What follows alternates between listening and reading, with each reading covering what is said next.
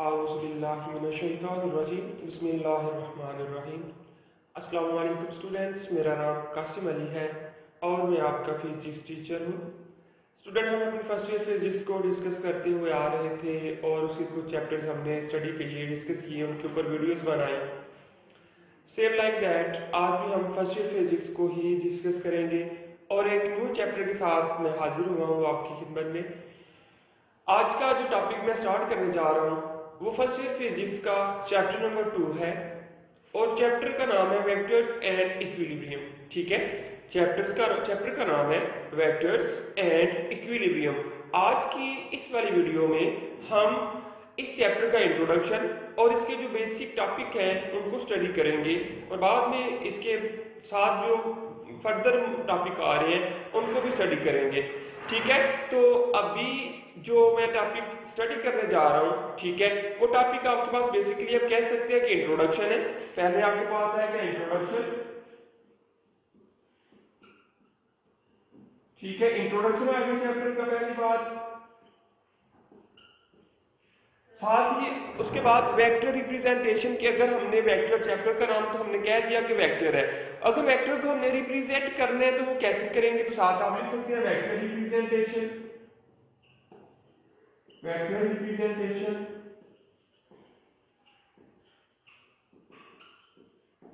ठीक है, और इसके साथ ही एक सिस्टम होता है आपके पास रेक्टेंगुलर कोऑर्डिनेट सिस्टम, वो भी हम डिस्कस करेंगे इसमें। रेक्टेंगुलर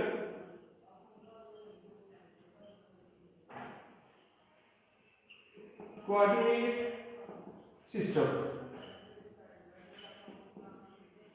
ठीक है, ये टॉपिक हम स्टडी करेंगे आज इस वाली वीडियो में। बेसिक टॉपिक है इसके वेक्टर्स के अबाउट। ठीक है, सारे के सारे हम स्टडी करेंगे इस वाली वीडियो में। तो चलते हैं अपने टॉपिक की तरफ बिला ताखीर। सबसे पहले आपके पास आता है इंट्रोडक्शन में स्टूडेंट, आपके पास आता है फिजिकल क्वांटिटीज। ठीक है, सबसे पहले आपके पास क्या आएगा, फिजिकल क्वांटिटीज।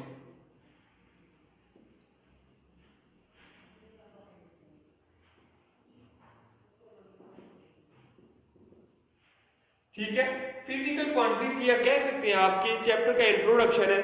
ठीक है, कि फिजिकल क्वांटिटीज से ही हमने वेक्टर्स की डेफिनेशन हमने स्टडी करनी है, इसी के रिलेटेड हमने वेक्टर को निकालना है।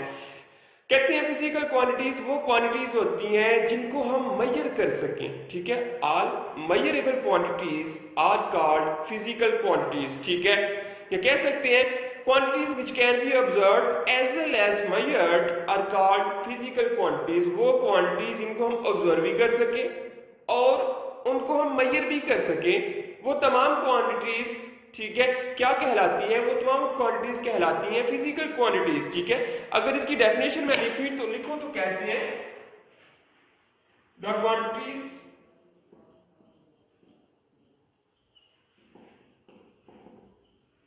which can be observed and can be measured are called physical quantities।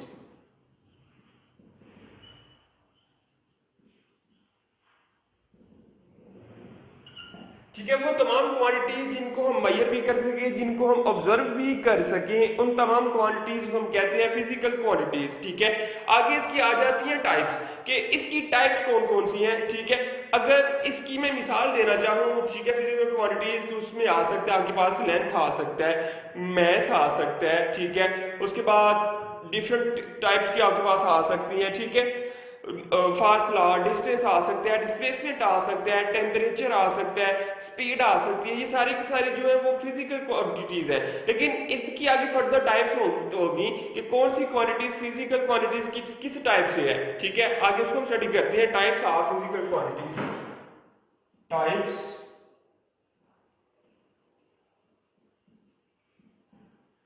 ठीक है, there are two types, number 1 and number 2। number 1 scalar quantities, scalars। number 2 vectors। ठीक है, दो क्वांटिटीज है फिजिकल, पहले तो स्केलर क्वांटिटीज, दूसरे नंबर पे आपके पास जो फिजिकल क्वांटिटी है वो आता है वेक्टर क्वांटिटीज। ठीक है, अब स्केलर क्वांटिटीज कौन सी होती हैं,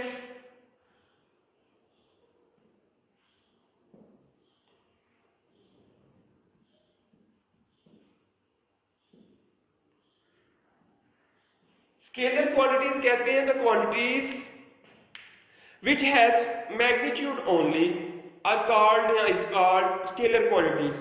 वो क्वांटिटीज जिनकी सिर्फ मिकदार शो की जाए, ठीक है, जिनकी सिर्फ मिकदार का पता चल जाए, वो क्वांटिटीज कहलाती हैं scalar quantities. The quantities which has magnitude only are called या is called scalar quantities, ठीक है। the quantities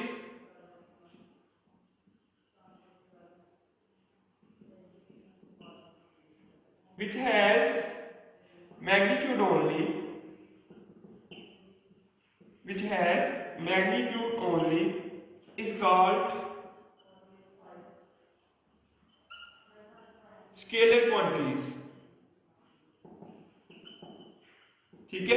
ऐसी मिकदारें, ऐसी क्वांटिटीज जिनकी सिर्फ मिकदार का पता चल जाए या जो सिर्फ मिकदार को शो करती हैं, वो कहलाती हैं आपके पास स्केलर क्वांटिटीज। फॉर एग्जांपल, मिसाल के तौर पर आपके पास इसमें आ जाता है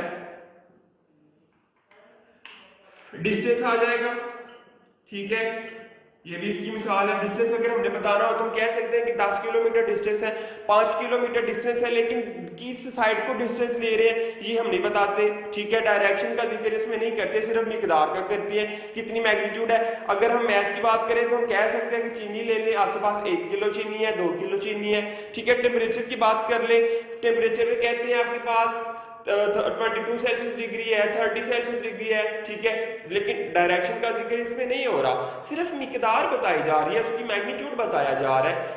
पैमाइश ली जा रही है, लेकिन उसके साथ उसकी डायरेक्शन नहीं आ रही। तो ऐसी क्वांटिटीज जिनमें सिर्फ मिकदार हो, डायरेक्शन ना हो, उनको हम कहते हैं स्केलर क्वांटिटीज, ठीक है। डिस्टेंस मैच हो गया, ठीक है, टेम्परेचर हो सकता है आपके पास, स्पीड हो सकता है आपके पास, हो सकती है, एंड सो ऑन, ठीक है, एक्सेट्रा। बहुत सारी मिकदारें आपके पास ऐसी आ सकती हैं, ठीक है। एनर्जी हो सकती है, वर्क हो सकता है, वॉल्यूम हो सकता है, इलेक्ट्रिक चार्ज हो सकता है, ये सारी की सारी जो क्वांटिटीज हैं वो स्टूडेंट आपके पास है स्केलर क्वांटिटीज। नेक्स्ट आपके पास जो वेक्टर क्वांटिटीज है,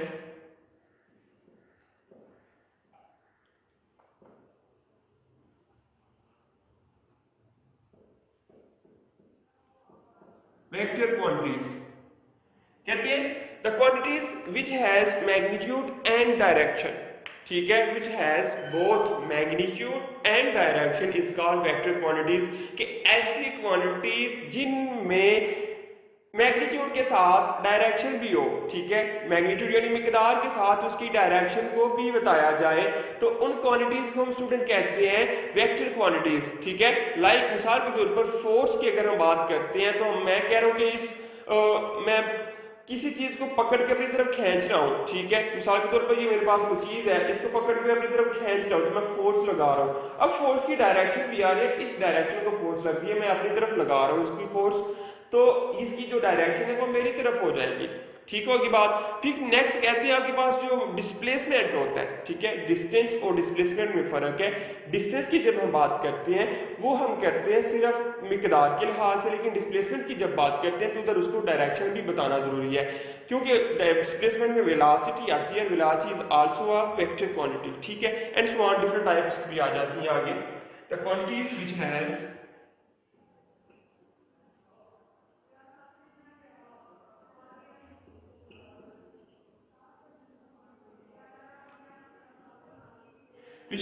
both magnitude and direction is called vector quantities,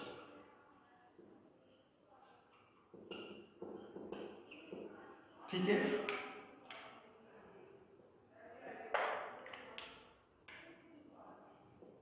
force इसकी मिसाल आ सकती है, डिस्प्लेसमेंट इसकी मिसाल आ सकती है,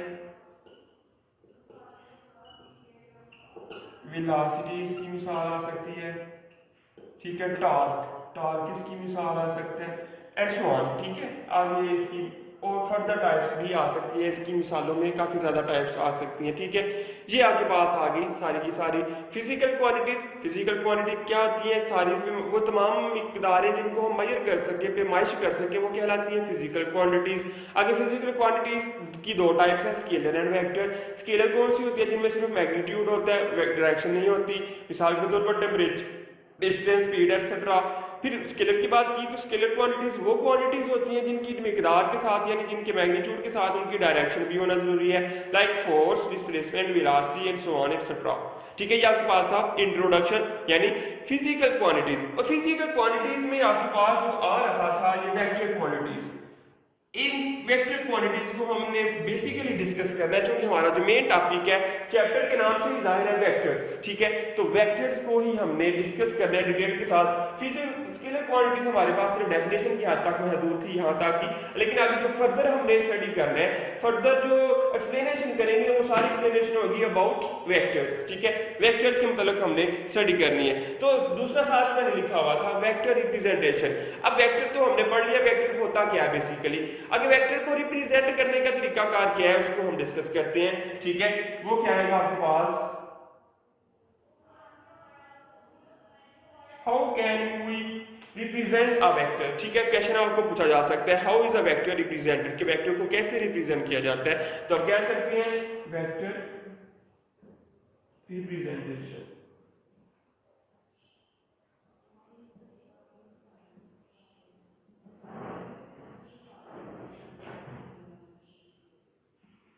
वेक्टर रिप्रेजेंटेशन। ठीक है, कहते हैं वेक्टर को रिप्रेजेंट करने के दो तरीकेकार हैं। ठीक है, एक तो इसको हम सिंबॉलिकल भी रिप्रेजेंट कर सकते हैं, दूसरा हम उसको ग्राफिकल भी रिप्रेजेंट कर सकते हैं। ठीक है, there are two types, there are two methods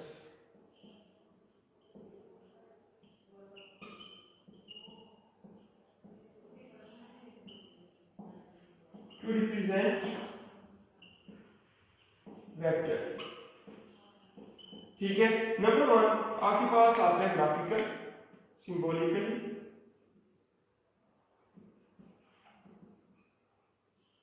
number two graphically.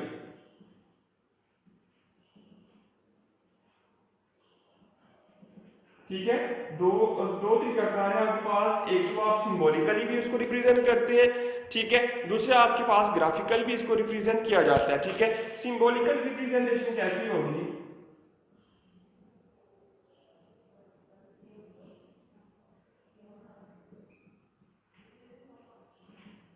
Symbolical representation. ठीक है, सिंबॉलिकल रिप्रेजेंटेशन कहते हैं it is represented by bold face letter. ठीक है, इट इज रिप्रेजेंटेड बाय, ठीक है, it is represented by, it is represented by bold letters. ठीक है, इसको बोल्ड लेटर की मदद से जाहिर किया जाता है। ठीक है, it can be also represented by a letter with an arrow placed above or below the letter। ठीक है, तो बोल्ड लेटर क्या होगा? आपके पास एक वेक्टर एक्सप्रेशन बोल रहा है, तो एक्सप्रेशन को आप क्या करेंगे, इसको जरा गाढ़ा करके लिखेंगे। ठीक है, बोल्ड लेटर रखेंगे कि बाकी अल्फाज से इसका जो साइज होगा वो थोड़ा सा मोटा होगा। ठीक है, गाढ़ा करके लिखेंगे। उसके बाद वेलोसिटी की बात करें तो वेलोसिटी को भी आप ऐसे करेंगे। ठीक है, फिर कोई वेक्टर आपके पास ए होगा तो ए को भी आप ऐसे रिप्रेजेंट करेंगे, बोल्ड लेटर के साथ आप इसको रिप्रेजेंट करेंगे। ये एक तरीका कार है। दूसरा से कहते हैं या आप क्या करें, it can also be represented by an arrow head above और बिलो द सिंबल। ठीक है, it also be, it can also represented by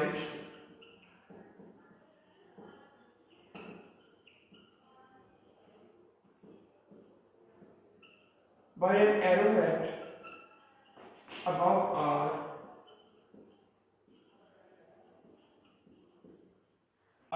or below the letter। ठीक है, लाइक अगर आपके पास भी वेक्टर ए है, आप इसके ऊपर एक एरो डाल देंगे, या आपके पास भी एक वेक्टर है, आप इसके ऊपर ऐसे एक लाइन लगा देंगे। ठीक है, तो इसकी मदद से भी क्या होता है कि वेक्टर को रिप्रेजेंट किया जाता है।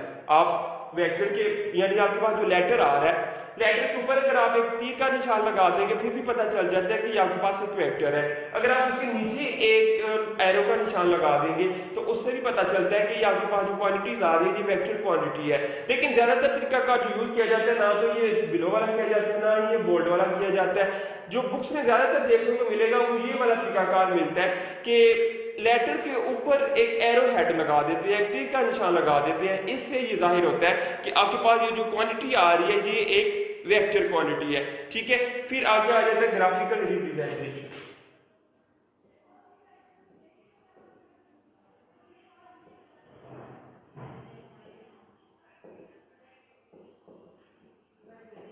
ग्राफिकल रिप्रेजेंटेशन में कहते हैं it is represented bye a straight line with an arrow head at its one and. ठीक है, it is represented bye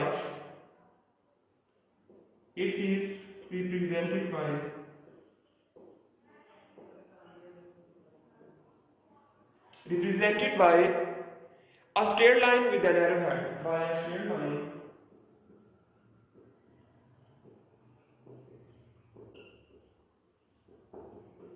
with an arrowhead।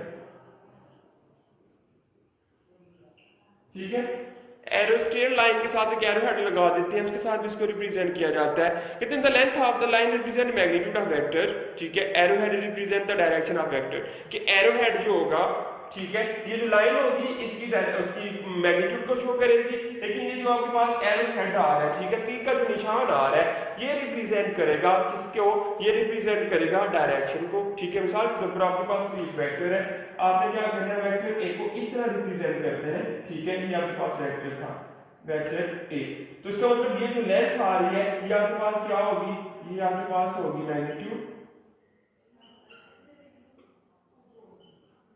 और ये एरो हेड आपके पास आ रहा है, ये आपके पास आएगा डायरेक्शन।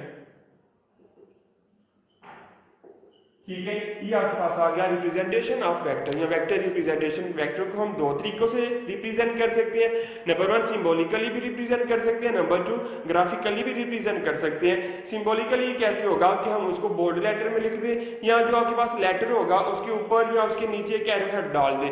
लेकिन जब हम ग्राफिकली की बात करते हैं तो वो सेम लाइक दैट, उसी तरह कि आप क्या करें, वेक्टर के साथ एक एरो हेड, एक स्ट्रेट लाइन के साथ एक एरो हेड लगा देते हैं, उससे भी वेक्टर को रिप्रेजेंट किया जाता है ग्राफ की सूरत में, ग्राफ की शक्ल में।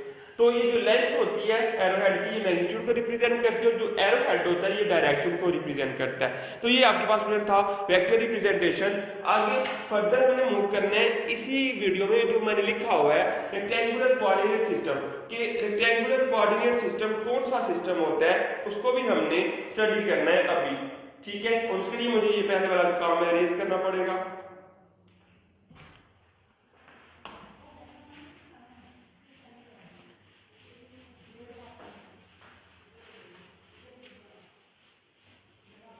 आई होप कि आपको यहाँ तक जो समझ आ गई होगी वेक्टर क्या होते हैं। ठीक है, वेक्टर को रिप्रेजेंट करने का तरीका क्या होता है, फिजिकल क्वांटिटीज क्या होती है, सारा तरीका का ये सारा टॉपिक आपको समझ में आ गया होगा। बिल्कुल सिंपल बेसिक कॉन्सेप्ट है इसका, इस चैप्टर के अबाउट, जो कि आपने 9th क्लास में भी पढ़ा होगा। ठीक है, वेक्टर्स के मतलब जो इंट्रोडक्शन है वो 9th क्लास की फिजिक्स चैप्टर नंबर 2 में भी बताया गया हुआ है। ये वाला सारा कॉन्सेप्ट रिपीट हुआ इधर। ठीक है, आगे हम मूव करते हैं rectangular coordinate system.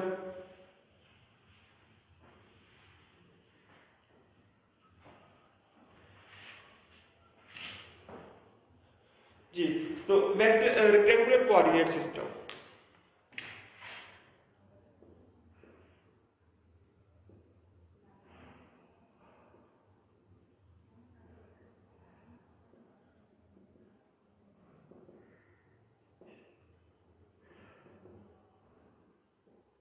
Rectangular coordinate system.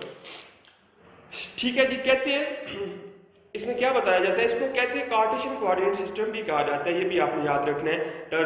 Second name of rectangular coordinate system is Cartesian coordinate system. ठीक है, ये भी मैं लिख देता हूँ, Cartesian coordinate system.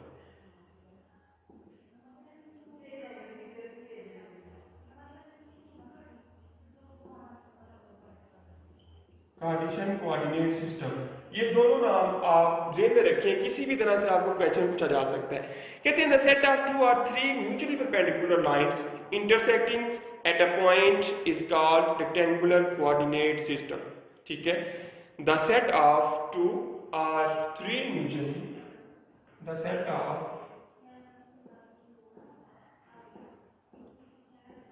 2 or 3 mutually perpendicular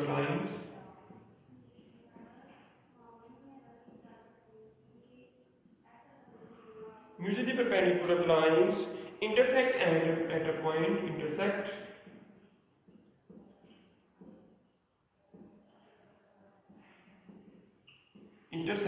at a point is called rectangular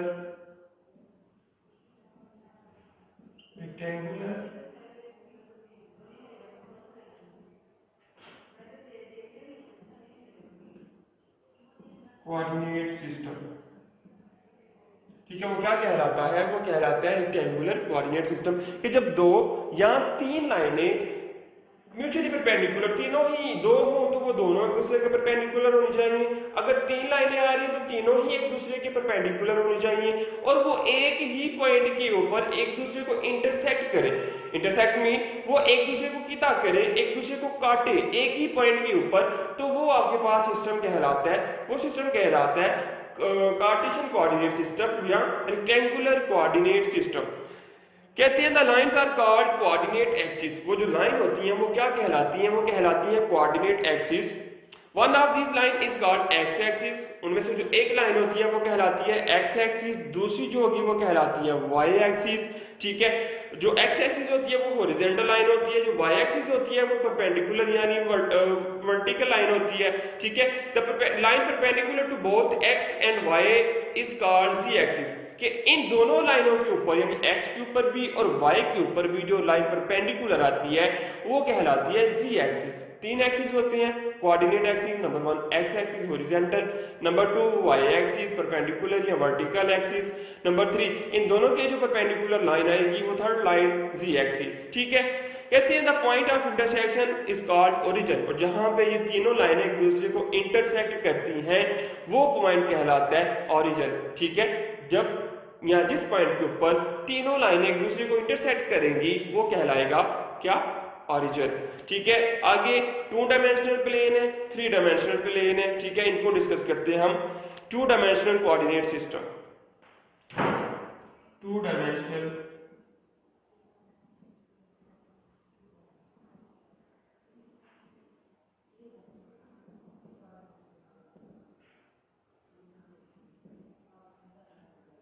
two dimensional coordinate system. 2 dimension से ही जाहिर हो रहा है कि इसमें सिर्फ 2 एक्सिस आएंगे। ठीक है, एक्स और वाई आएगा, क्योंकि अगर 3 डायमेंशन होगा तो फिर 3 एक्सिस आएंगे, लेकिन अभी उन्होंने 2 की बात की है तो इस वक्त आपके पास 2 ही आपके पास लाइनें आएंगी। कहते हैं the system consist of 2 perpendicular lines then it is called 2 dimensional coordinate system। ठीक है, the system consists of 2 perpendicular lines।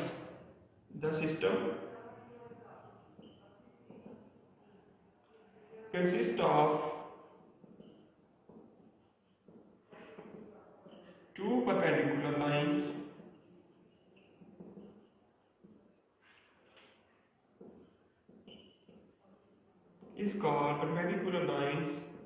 is called 2 dimensional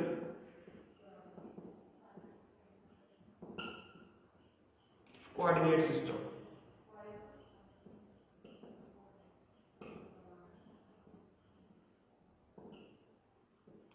ठीक है, ऐसा सिस्टम जिसमें सिर्फ 2 लाइनें हो तो वो क्या करते हैं? वो रिप्रेजेंट करता है 2 डायमेंशनल कोऑर्डिनेट सिस्टम को। ठीक है, ये आपके पास डेफिनेशन आ गई जिसमें सिर्फ 2 लाइनें हो। कहते हैं direction of vector in plane. ठीक है, direction of vector in plane, direction of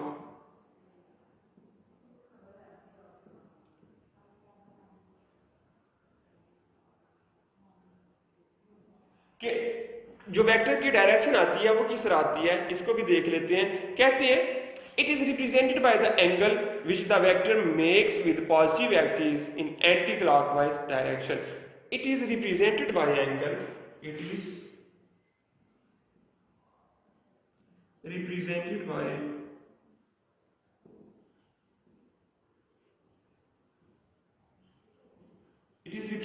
an angle which the vector makes with the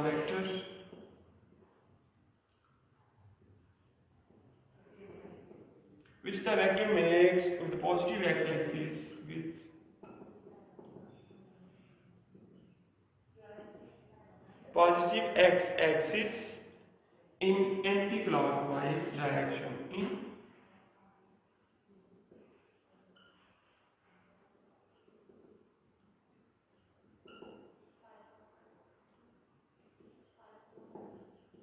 ठीक है। ये वेक्टर ये क्या करता है, एंगल को रिप्रेजेंट करता है, ठीक है, जो पॉजिटिव एक्सिस के साथ एंटी क्लॉकवाइज डायरेक्शन में बनाया जाता है, ठीक है। अगर प्लेन को रिप्रेजेंट करें तो प्लेन आपके पास स्टूडेंट इस तरह का आता है, ये आपके पास एक आ गई, ये लाइन आ गई एक्स एक्सिस पॉजिटिव, ठीक है, ये आपके पास एक्स एक्सिस नेगेटिव, ये आपके पास वाई एक्सिस पॉजिटिव, ये आता है वाई एक्सिस नेगेटिव, ठीक है।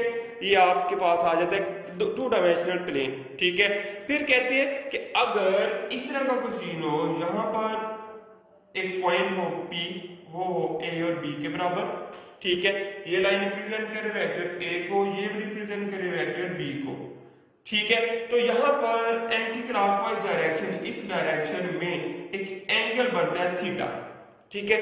ये एंगल जो थीटा बनता है ये रिप्रेजेंट करता है किसको, डायरेक्शन ऑफ, ठीक है, रिप्रेजेंट करता है डायरेक्शन ऑफ वेक्टर को, ठीक है। वेक्टर की जो डायरेक्शन होती है उसको ये रिप्रेजेंट करता है, ठीक है। ये आपके पास आ गया, ये डिस्प्लेसमेंट था, ये आपके पास B और ये आपके पास है डिस्प्लेसमेंट, ये आपके पास पॉइंट A या लाइन A, ये आपके पास आ गया, ठीक है। डायरेक्शन ऑफ प्लेन कहां पर, जब दो डायमेंशनल प्लेन हो आपके पास, जहां पर दो लाइनें एक दूसरे को इंटरसेक्ट कर रही हो, ये देखें ये दो लाइनें हैं और इस पॉइंट के ऊपर दोनों म्यूचुअली परपेंडिकुलर है एक दूसरे के, और इस पॉइंट के ऊपर दोनों ही एक दूसरे को इंटरसेक्ट कर रही है, यानी म्यूचुअली इंटरसेक्शन है इनका, तो ये क्या कहलाती है, ये क्या कहलाएंगी, coordinate system, rectangular coordinate system. ये था टू डायमेंशनल, आगे three dimensional coordinate system.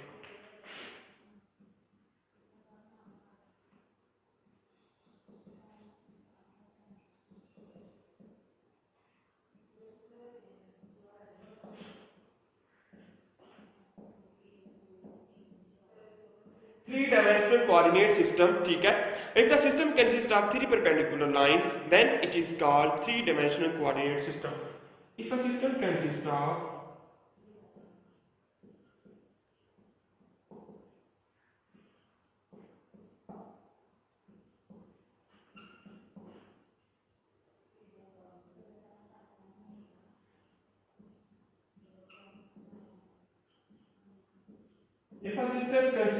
three perpendicular lines, then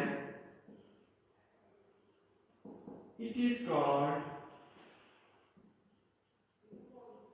three-dimensional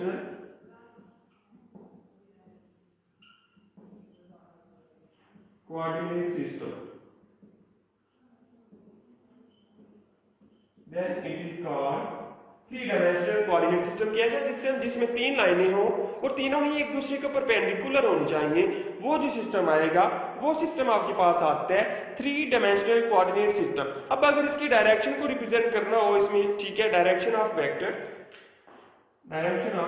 three dimension में क्या आएगी, डायरेक्शन ऑफ वेक्टर,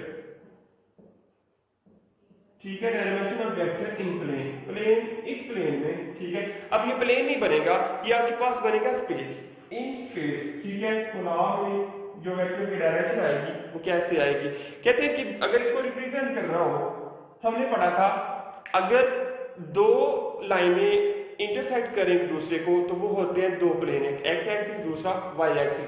अगर तीन हो तो वो जो तीसरा होता है वो इन दोनों के भी परपेंडिकुलर होता है, और वो परपेंडिकुलर जो तीसरी लाइन आती है वो कहलाती है जी एक्सिस। तो इसमें हम क्या करेंगे स्टूडेंट, आपके पास आप इस तरह भी इसको रिप्रेजेंट कर सकते हैं, इस तरह, ठीक है। ये आपके पास एक बन गया थ्री डायमेंशनल कोऑर्डिनेट सिस्टम। अगर आप इसको एक्स एक्सिस कहना चाहें कह सकते हैं, इसको वाई एक्सिस कहना चाहें कह सकते हैं, इसको जी एक्सिस कहना चाहें तो आप कह सकते हैं, ठीक है, ये आपके पास आ जाता है। अब इसमें अगर आपने एंगल बनाना हो, उसको आपके पास इधर एक पॉइंट है, पॉइंट P। अब 1 2 3 लाइनें हैं, A B और C, ठीक है, 3 लाइनें आपके पास आ रही है। तो इसमें क्या होगा, एक एंगल बनेगा इधर को, ठीक है, फिर एक एंगल बनेगा यहां से इधर को, ठीक है, ये आपके पास एक एंगल बनता है। और तीसरा जो एंगल बनेगा, ठीक है, वो एंगल आपका बनेगा यहां से इस तरफ को। ये आपके पास एक कंप्लीट कोऑर्डिनेट सिस्टम बन जाता है, ठीक है, जिसको कहते हैं रेक्टेंगुलर कोऑर्डिनेट सिस्टम। ये जो आपके पास एंगल इधर से बनेगा, ठीक है, ये वाला जो एंगल आएगा ये इस डायरेक्शन में, क्लॉकवाइज डायरेक्शन में होगा, ठीक है। ये बातें आपने याद रखनी है। वेक्टर ए बी आपके पास आ जाएंगे, 2 वेक्टर, ठीक है। तो ये आपके पास आ गया था क्या चीज, रेक्टेंगुलर कोऑर्डिनेट सिस्टम, ठीक है, 3 डायमेंशनल और 2 डायमेंशनल। 2 डायमेंशनल में क्या होता है, 2 लाइनें होती हैं, 3 डायमेंशनल में क्या होता है, 3 लाइनें आती हैं आपके पास, ठीक है, ये आपने देख लेना है। अब स्टूडेंट एक और मेन चीज के जो हेड टू टेल रूल है कि वेक्टर को हमने ऐड करना हो, ठीक है, कि वेक्टर एडिशन ऑफ वेक्टर कैसे हम कर सकते हैं, आपने याद रखना है, we can add 2 vectors by head to tail rule, ठीक है। ये भी इधर ही मैं डिस्कस करने जा रहा हूं हेड टू टेल रूल को।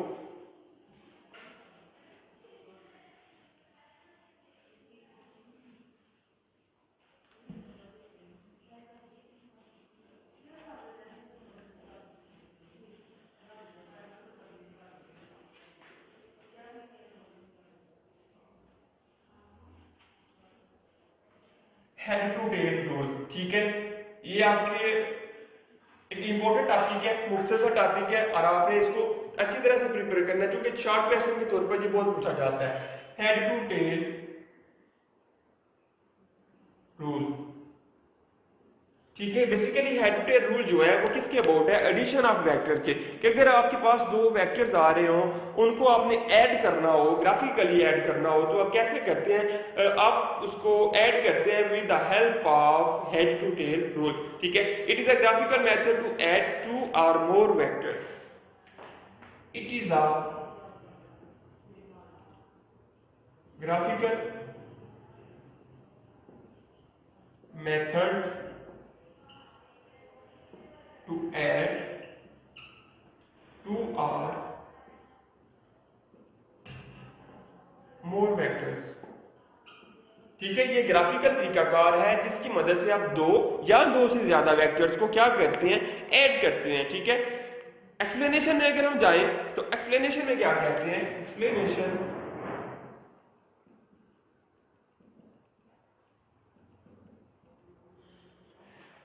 में स्टूडेंट्स कहते हैं draw representative line of vectors A and B, join the tail of vector B with the head of vector A, join the tail of vector A with head of vector B, ठीक है। ये आपके पास आ जाता है, 2 vectors आएंगे, ठीक है। 2 वेक्टर्स को आपने क्या करना होता है, ऐड करना होता है। कैसे करना होता है, कहते हैं कि आप क्या करें, एक लाइन रिप्रेजेंट करें। तो ये आपके पास एक लाइन है, ये आपके पास एक वेक्टर था, वेक्टर ए, ठीक है। दूसरा वेक्टर था आपके पास कोई वेक्टर, आपके पास था वेक्टर बी, ठीक है। एक वेक्टर आ गया आपके पास वेक्टर ए, दूसरा वेक्टर आपके पास आ गया वेक्टर बी। तो आपने क्या करना है, जब इसको ऐड करना है, ठीक है, ऐड आप कैसे करते हैं, आपने हमने कहा कि इस एक की हेड और दूसरे की टेल, ठीक है, 2 वेक्टर्स हैं, दोनों में से एक का हेड आपने लेना है, दूसरे की टेल आपने लेनी है, दोनों को एक साथ मिला देना है, इस तरह दोनों वेक्टर्स हो जाएंगे ऐड। फिर एक आपके पास लाइन आ जाती है इन दोनों का रिजल्टेंट, ठीक है। कैसे आएगा, अगर आपने इनको मिला दिया इस तरह, इस फॉर्म में, ये आपके पास वेक्टर ए, इसका हेड के साथ दूसरे की क्या होनी चाहिए, टेल होनी चाहिए, ये आपके पास आ जाएगा वेक्टर बी, ठीक है। ये दोनों वेक्टर ऐड हो गए। अब इनका हमने ले लिया रिजल्टेंट, तो रिजल्टेंट क्या होगा, इस तरह आपके पास एक रिजल्टेंट आ जाएगा, और is equal to A plus B, ठीक है। रिजल्टेंट आएगा आपके पास, रिजल्टेंट ए प्लस बी।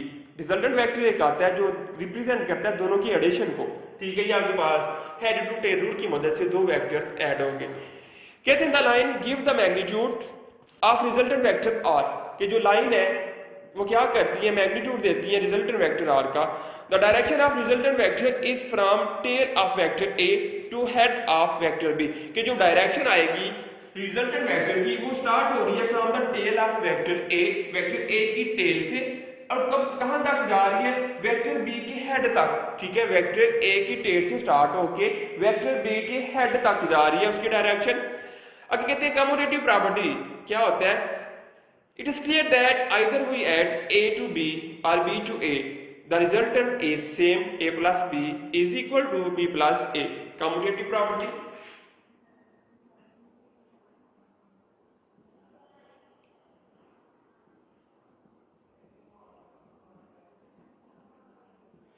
कहते हैं if we add a to b, if we add a to b or b to a,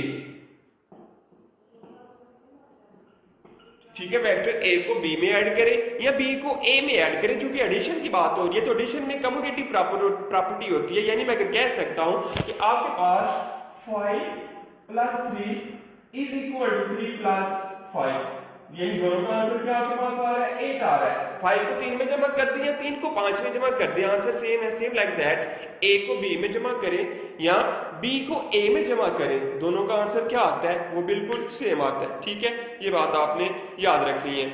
अब क्या करना है, आ जाता है, ठीक है, कम्यूटेटिव प्रॉपर्टी। कम्यूटेटिव प्रॉपर्टी में आप क्या लिख सकते हैं, a plus b is equal to b plus a। ठीक है, a plus b is equal to b plus a। तो इसकी अगर डायग्राम बनाना चाहें तो इसकी डायग्राम स्टूडेंट कैसे बनेगी, वो डायग्राम इस तरह बनेगी। ये आपके पास था वेक्टर, सपोज ये आपके पास एक था वेक्टर a, ठीक है, इसके साथ ऐड कर दिया एक वेक्टर b को, ये वेक्टर a था, ये वेक्टर आपके पास आ गया b। अब इसका जो लेना था हमने रिजल्टेंट कैसे लिया, जैसे ऊपर हमने कहा था कि वेक्टर a की टेल के साथ स्टार्ट होगा और वेक्टर b के हेड के साथ जाकर मिलेगा। ठीक है, ये आपके पास आ गया क्या चीज, रिजल्टेंट, जो कि बराबर होता है r is equal to a plus b। ठीक है, ये रिजल्ट आ गया a प्लस b। अब कहते हैं कि आपके पास एक वेक्टर b है, ठीक है, ये सपोज आपके पास वेक्टर b है, इसके हेड के साथ दूसरे वेक्टर की टेल लगा दें तो ये भी आपके पास इस तरह हेड होगा। ठीक है, ये आपके पास आ गया वेक्टर a, तो इसका जो रिजल्टेंट आ रहा है वो रिजल्टेंट भी सेम आ रहा है, r is equal to a plus b। ठीक है, तो दोनों का जो रिजल्टेंट आ रहा है वो क्या आ रहा है, सेम आ रहा है, तो वो किसके इक्वल आ रहा है, यानी we can say that a plus b is equal to b plus a। दोनों वेक्टर, तो अगर आप वेक्टर को a को b में ऐड करें या b को a में ऐड कर दें तो कोई फर्क नहीं पड़ेगा, answer will be same. Like mathematics 5 plus 3 is equal to 8, 3 plus 5 is equal to 8, तो ये आपके पास आ जाती है कम्यूटेटिव प्रॉपर्टी भी इसको कहा जाता है। ये आपने याद रखना है कि commutative property of addition of vector क्या किसकी इक्वल होती है, a plus b is equal to b plus a। Next कहती है it means that when vectors are added the resultant is the same for any order of addition, कि जब vectors को add किया जाता है तो जो सी मर्जी एडिशन हो, ठीक है, जो उनका रिजल्टेंट आता है वो रिजल्टेंट क्या आता है, सेम आता है सभी एडिशन के लिए।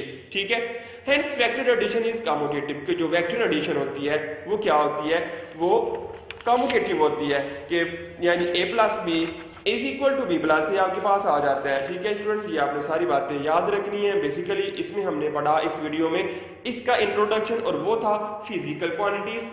फर्दर आपने इसमें जो स्टडी किया वो आपके पास था, ठीक है, रेक्टेंगुलर कोऑर्डिनेट सिस्टम, फिर आपके पास था वेक्टर रिप्रेजेंटेशन, एंड लास्ट में आपने जो स्टडी किया वो आपने पढ़ा हेड टू टेल रूल।